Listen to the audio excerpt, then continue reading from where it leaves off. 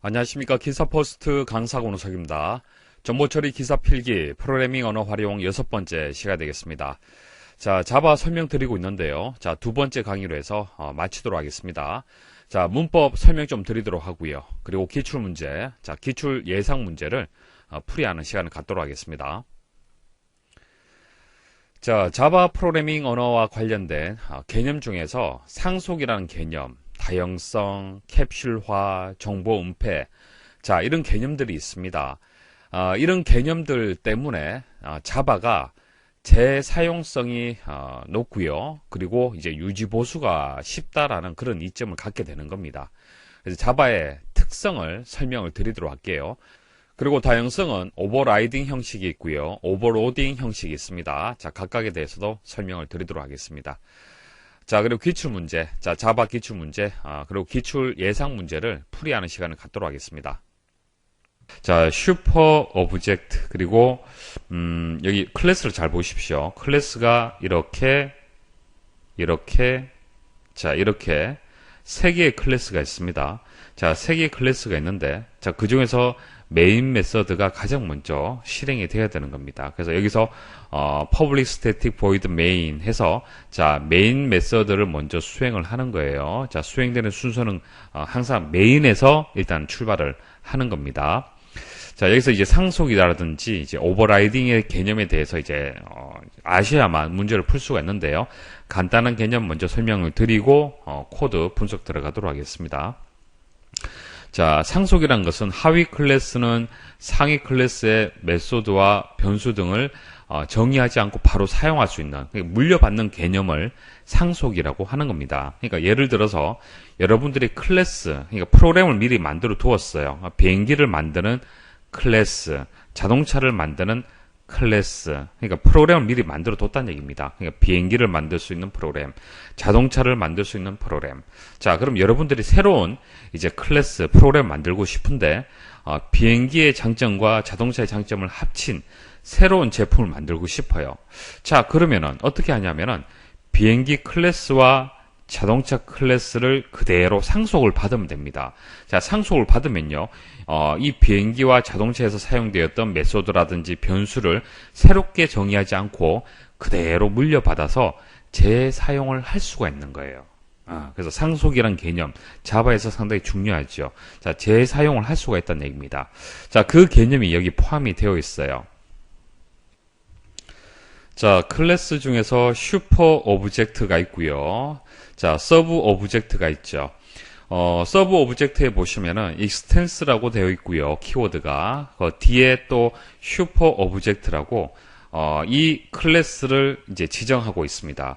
자, 그래서 A, extends B 하게 되면은 B 클래스를 A 클래스가 상속을 받는다. 그런 의미가 되는 겁니다. 그래서 하위 클래스, 상위 클래스 이렇게 연결을 해주면 됩니다. 그래서 이 키워드를 이용을 해서 상속을 받을 수 있습니다. 그래서 이것은 이제 상위 클래스가 될 거고요. 이건 이제 하위 클래스가 되는 겁니다. 오버라이딩 용어 설명을 드리겠습니다. 자, 하위 클래스에서 부모 클래스의 메소드를 재정의하는 과정을 오버라이딩이라고 얘기를 하는데요.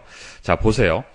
상위 클래스에 두 개의 메소드가 있습니다. 페인트 그리고 드로우 이렇게 두 개가 있죠. 그러면은 하위 클래스에서는 이거 새로 정의하지 않고요. 정의하지 않고 그대로 호출해서 가지고 와서 그냥 사용을 하면 됩니다.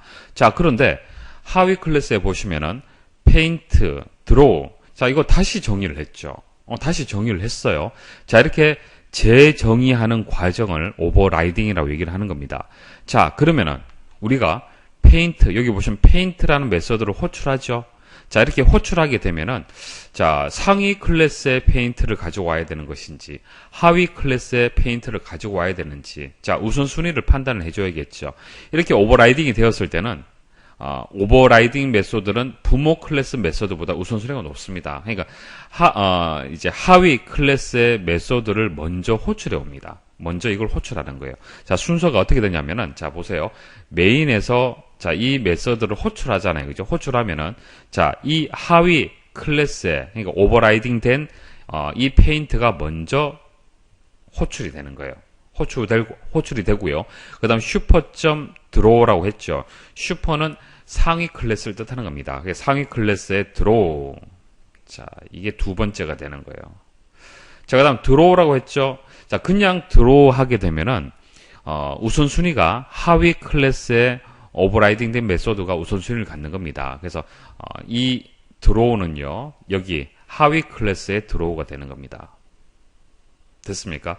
수행 순서 아시겠습니까? 자, 페인트라고 호출을 했는데, 페인트는 여기도 있고 여기도 있어요. 상위도 있고 하위에도 있는데 오버라이딩 되었기 때문에, 그러니까 재정의를 했기 때문에 하위 클래스가 우선순위가 높다는 얘기예요. 그래서 이 페인트가 수행이 되는 겁니다. 이 페인트가 아닙니다.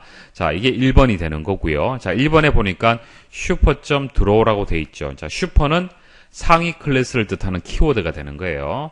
자, 그래서 상위 클래스의 드로우. 자, 이게 두 번째 수행이 되고, 그 다음 드로우는 상위 클래스의 드로우가 아니라 오버라이딩 되었기 때문에 하위 클래스의 드로우가 되는 겁니다. 이게 세 번째가 되는 거예요. 그래서 프린트 ln 하게 되면은 서브 오브젝트가 먼저 출력이 됩니다. 자, 이게 출력이 되죠. 첫 번째 출력 되고요. 자, 그럼 드로우를 이제 수행이 끝났죠. 끝나면 이 드로우를 호출한 곳으로 다시 이동을 합니다. 그럼 이쪽으로 이동을 하겠죠. 자, 이쪽으로 이동을 하게 되고요. 자, 이게 이제 수행이 끝났기 때문에 그 다음 아래쪽 수행을 합니다. 그럼 여기서 슈퍼 오브젝트, 이게 두 번째 출력되는 내용이 되겠습니다. 자, 다시 한번 정리를 하겠습니다. 일단 메인에서 시작을 합니다. 메인 메소드에서 시작을 하는데, 여기 보시면 A라는 객체를 선언을 하네요. 그죠?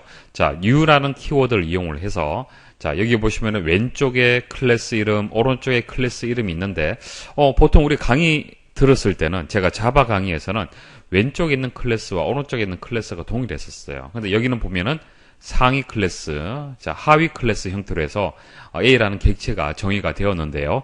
자, 이거 설명 좀 드리도록 하겠습니다.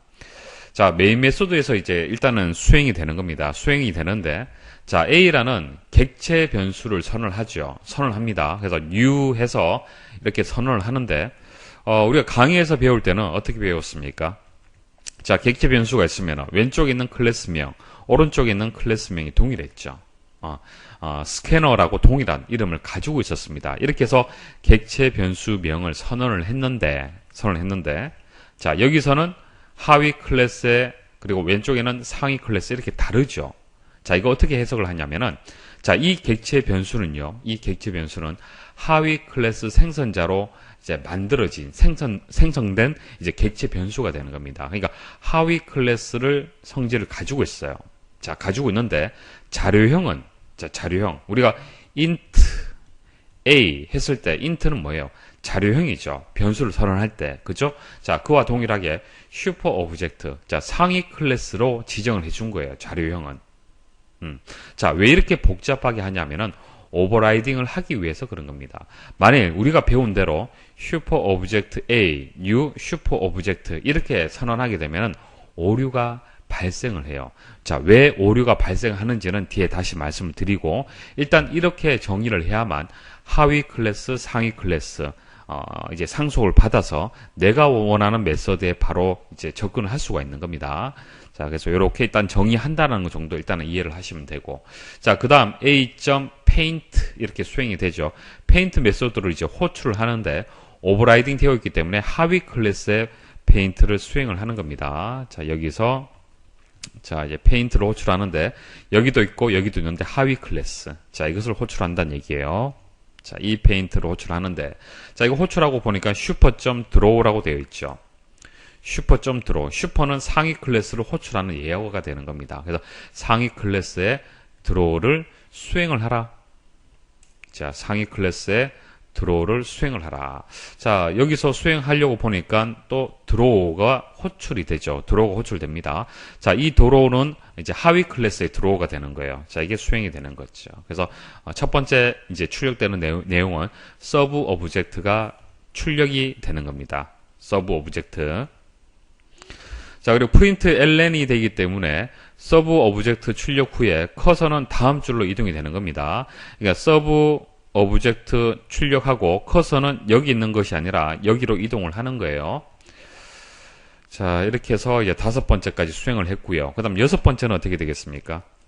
6번째는 여기서 이거 출력하고 난 뒤에 드로우를 호출한 대로 다시 이동을 해야겠죠. 이렇게 이동을 하고 그 다음 명령문이 있기 때문에 다시 수행을 합니다. 자, 슈퍼 오브젝트를 그 다음 수행을 하는 거예요. 출력시키고 커서는 다음 줄로 이동을 합니다. 그래서 결론은 서브 오브젝트를 출력을 하고 그 다음 슈퍼 오브젝트를 출력하고 커서는 슈퍼 오브젝트 그 다음 줄로 이동을 하는 거예요. 프린트 ln이 있기 때문에 그런 겁니다. 그래서 답안에는 서브 오브젝트 줄 바꿔주시고요. 슈퍼 오브젝트 이렇게 답을 입력을 하셔야겠습니다.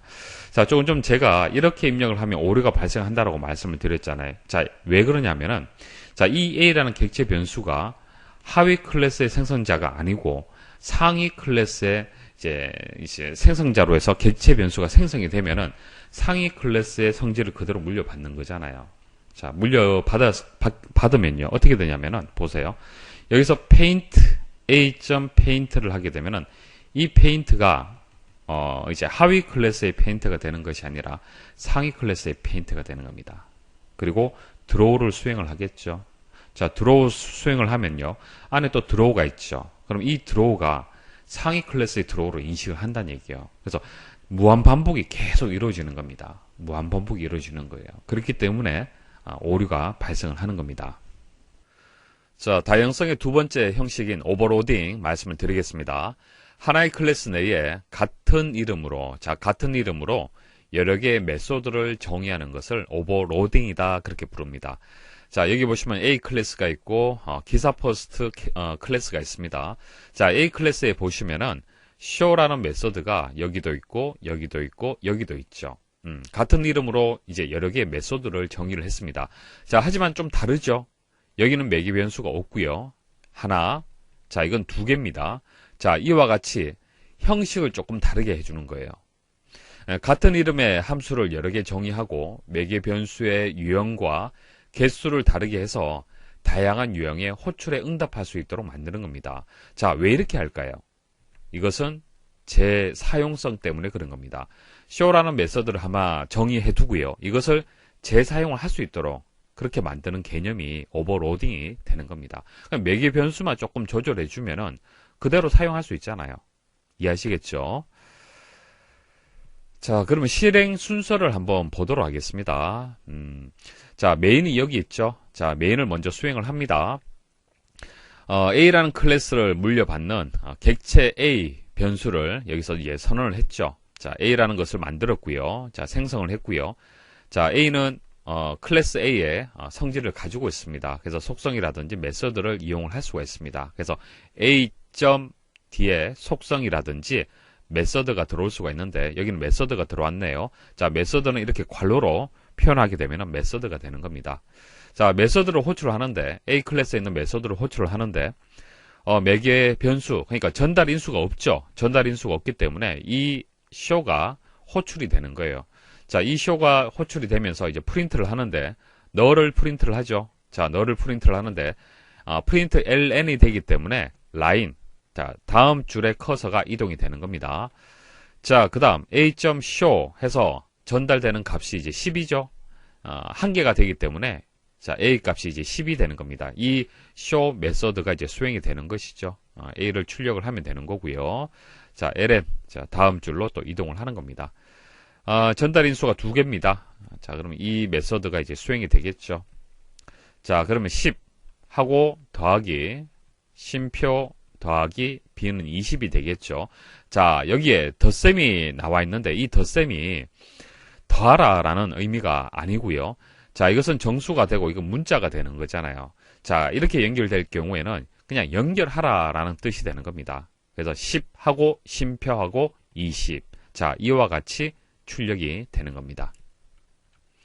자, 정리를 좀 해드릴게요. 자, 다양성에 대해서 이제 2가지를 말씀을 드린 거예요. 다양성에 대한 정의를 다시 말씀을 드리면은 메시지에 의해 객체가 연산을 수행하게 될 때 하나의 메시지에 대해 각각의 객체가 가지고 있는 고유한 방법으로 응답할 수 있는 것을 의미를 한다. 자, 예를 들어서 한번 설명 한번 드려보도록 할게요. 자, 자동차 클래스에서 우리가 만들 수 있는 것이 택시라는 객체를 만들 수도 있고, 자가용이라는 객체를 만들 수도 있고, 버스라는 객체를 만들 수도 있죠. 각각의 이제 특성이 약간 다르다라고 가정을 하겠습니다. 택시는 LPG 유종을 사용을 하고 있고요. 자가용은 휘발유, 가솔린, 자, 휘발유를 사용을 하고 있어요. 자, 그 다음 버스 같은 경우에는 경유를 사용한다라고 가정을 하도록 하겠습니다. 자, 그리고 주유소가 있어요.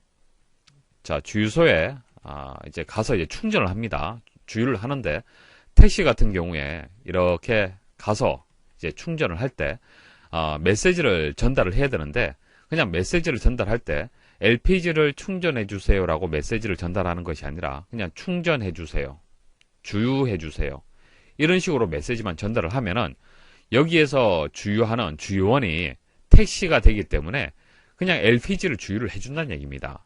자, 그 다음 자가용이 주유소를 방문하고 충전을 한다, 주유를 한다라고 봤을 때 주유원이 자가용 같은 경우에는 그냥 휘발유를 넣어준다는 얘기입니다. 자, 버스는 경유를 넣어준다는 얘기예요. 자, 무슨 얘기냐면은 메시지는 동일하다는 얘기입니다.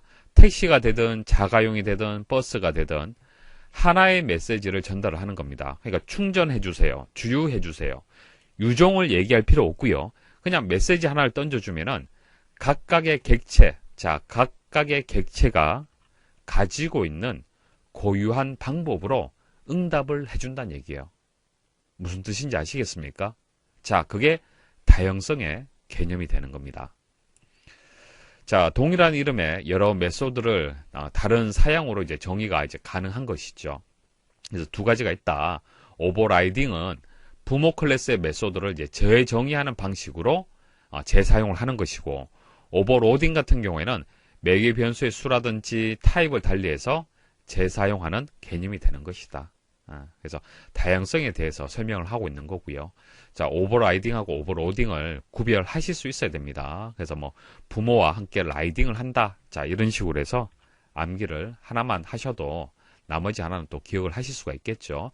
자, 다양성에 대해서 말씀을 드렸고요. 자, 이런 것들이 있기 때문에 자바가 재사용성이 이제 높아지는 겁니다. 자, 그 다음 캡슐화 말씀을 드리도록 할게요. 데이터, 그러니까 속성이 될 겁니다. 자, 그리고 기능. 자, 기능은 이제 메소드라고 보시면 되고요. 자, 이것을 하나의 객체로 이제 묶어서 이제 구성하는 그런 개념이 객체 지향의 개념이 되는 겁니다. 그러니까 객체는 속성과 메소드로 구성이 되어 있는 거죠. 자, 이런 식으로 코딩하는 것을 캡슐화다, 그렇게 얘기를 하는 겁니다. 자, 캡슐, 우리 알약 보시면은, 자, 이런 식으로 알약이 되어 있죠. 여기 안에 내용물이 어떤 내용물이 있는지 자세히 알 수는 없습니다. 캡슐화 되어 있기 때문에. 그래서 이게 뭐 속성이고, 이게 메소드가 된다. 자, 이게 뭐 객체 1번 객체가 된다. 자, 2번 객체, 3번 객체, 이런 식으로 캡슐화를 하는데요. 자, 왜 이렇게 캡슐화를 하느냐 설명을 좀 드리도록 할게요. 자, 객체의 속성과 메소드를 다른 객체가 접근할 수 없도록 하기 위해서 그런 거예요. 자, 이렇게 캡슐화를 하게 되면은, 자, 사람이 알약의 내용을 자세히 알 수가 없죠? 그러면 함부로 접근할 수 없는 거잖아요. 자, 접근을 하려면은 뭐예요? 메시지를 통해서 접근을 해야 되는 겁니다. 메시지의 수신에 의해서 요구된 작업을 수행할 수 있도록 하기 위해서 그런 겁니다. 자, 메시지란 것은 객체들 간에 상호작용을 하는데 사용되는 수단을 메시지라고 얘기를 하는 겁니다. 내용물이 잘 안 보이잖아요.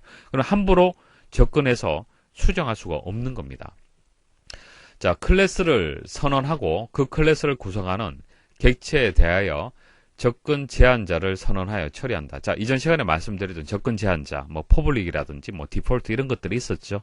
자, 그런 것들을 선언해서 함부로 이 객체에 접근하고 내용을 수정할 수 없도록 그렇게 처리를 할 수가 있는 겁니다. 그래서 정보 은폐가 가능하다는 얘기예요. 정보를 이제 숨길 수가 있다는 얘기죠. 자, 숨기게 되면은 외부에서 함부로 변경할 수가 없다. 자, 프로그램 변경에 대한 오류의 파급 효과가 적다는 얘기입니다. 프로그램을 우리가, 자, A라는 객체, B라는 객체가 있으면은 B라는 객체만 수정하고 싶어요. 자, 그런데 이게 A하고 B하고 이렇게 어떤 상호 관계가 있다라면은 B만 수정을 했는데 A도 같이 수정이 되는 경우가 있다는 얘기입니다. 그러니까 프로그램 변경에 대한 오류가 되겠죠. 자, 이런 것들을 줄일 수 있는 방법이 되는 거예요. 함부로 수정할 수 없도록 정보를 은폐하기 때문에 가능하다는 얘기입니다. 자, 이렇게 함으로써 소프트웨어 부품, 자, 소프트웨어 부품, 뭐 객체가 되겠죠. 뭐 클래스 객체 그렇게 보시면 됩니다. 재사용성이 증대가 되고 소프트웨어 수정, 시험, 유지 보수성이 향상되는 효과가 있는 겁니다. 자, 금방 말씀드렸던 정보 은폐 다시 말씀을 드리면은 뭐 정보 은닉 그렇게 이제 뭐 같은 뜻으로 보시면 됩니다. 자, 그리고 영문도 기억을 하셔야 됩니다. 영문으로 출제가 됩니다. 자, 객체는 다른 객체로부터 자신의 자료를 숨기고, 자, 숨기는 것을 정보 은폐라고 얘기를 하는 거예요. 캡슐화를 함으로써 이제 정보 은폐를 할 수가 있는 겁니다. 자신의 연산만을 통해서 접근을 허용한다. 자, 메시지를 통해서만 접근을 허용한다. 자, 왜 이렇게 하느냐? 고려되지 않은 영향을 최소화하기 위해서 그런 거다.